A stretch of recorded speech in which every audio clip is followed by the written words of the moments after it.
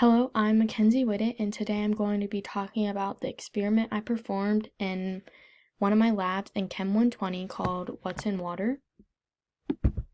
Today, there are actually over 2 billion people worldwide that don't have access to safe drinking water.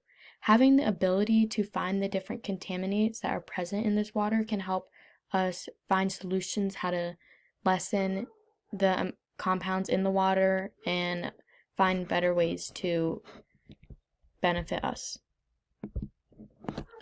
So the purpose of this experiment was to identify unknown compounds that were present in drinking water samples that we were given that were sourced from a contaminated surface water sample. We applied various spectroscopic techniques such as NMR and IR spectroscopy. So NMR spectroscopy stands for nuclear magnetic resonance, and then IR spectroscopy stands for infrared spectroscopy. Both measure the electromagnetic radiation absorbed by the sample at different frequencies. The NMR shows the number of peaks, and the peaks refer to the hydrogen atoms in different environments that are in the molecule. And then the IR show the functional groups that are present in the molecule. Lewis structures can help show the different functional groups and the number of hydrogen atoms that without actually having the NMR and IR spectras. The hydrogen represents the number of peaks which would be given to you from the NMR spectra. And then when you draw out the Lewis structures, you can also see the functional groups present. And we were given 15 different unknown compounds that could possibly be the unknown in the water.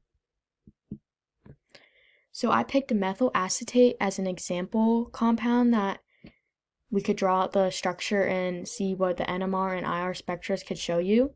So you can see circled here the two CH3 groups that are present in this molecule. They are bonded to different atoms. The one is bonded to the carbon atom and the other is bonded to the oxygen. And this would show the two different peaks that the IR spectra would show you. So that would give you a ratio of a 1-to-1 because there are the same exact number of hydrogens in each side. And then you can also see from the structure the different functional groups that are present. So you can see the C double bonded to the O and then the C singly bonded to the hydrogen. For the experiment, we used different software systems. The NMR, we used the Anasazi Instruments EFT90 NMR spectrometer. And then for the IR spectra, we used the Omnic software system. The NMR sample was prepared by mixing 0.35 milliliters of the unknown compound and then 0.35 milliliters of CdCl3, which is actually denatured chloroform. So for my first unknown, this was the NMR spectra, and you can see how there are 3 different peaks, one at 1, one at 2, and then one at 3. This would give a ratio of 3:2:1, and it has 3 peaks. So then when you go to your table that was provided in the lab handout, you can see eliminate all the compounds that don't have the number of peaks and then the same ratio of areas we found from the spectra. So that would narrow it down to ethanol and ethyl formate. Then the IR spectra shows you 2 major peaks at 3312 and 2972. The range of absorption for OH functional groups is roughly between 3500 and 3100. And then the absorption rate for CH groups is between 3010 and 2800. So those both lie between those two numbers, and that mean that those two functional groups are present in this unknown.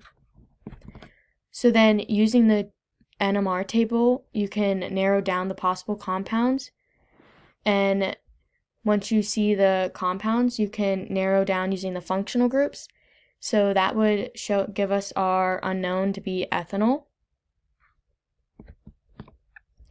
So this is the structure of ethanol, and you can see the 3 different groups, and the one has 3 bonded hydrogens to the carbon and then 2 bonded hydrogens to a carbon and then the hydrogen over there.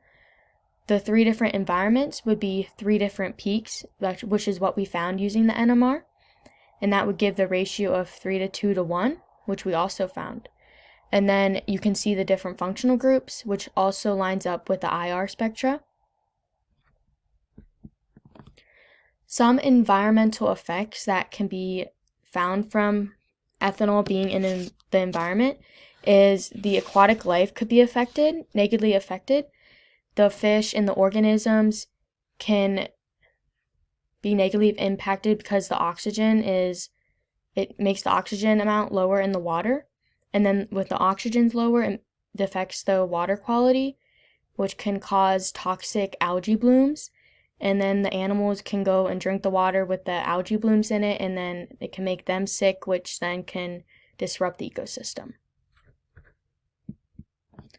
Some human health effects is ethanol evaporates easily, so if it's inhaled, it can lead to headaches, dizziness, and respiratory problems. And then if you ingest ethanol, it can cause serious damage to your internal organs, and it can also cause nausea, vomiting, and many other symptoms. So in conclusion, the NMR and IR spectroscopy provided us valuable information about the water. And using this data from the NMR and IR spectroscopy, you can identify different unknown compounds that could be possible in different water samples. And it shows the effectiveness of the methods in identifying the compounds that could be in contaminated water surface in water samples that we could use to help better the water. And then here are my references.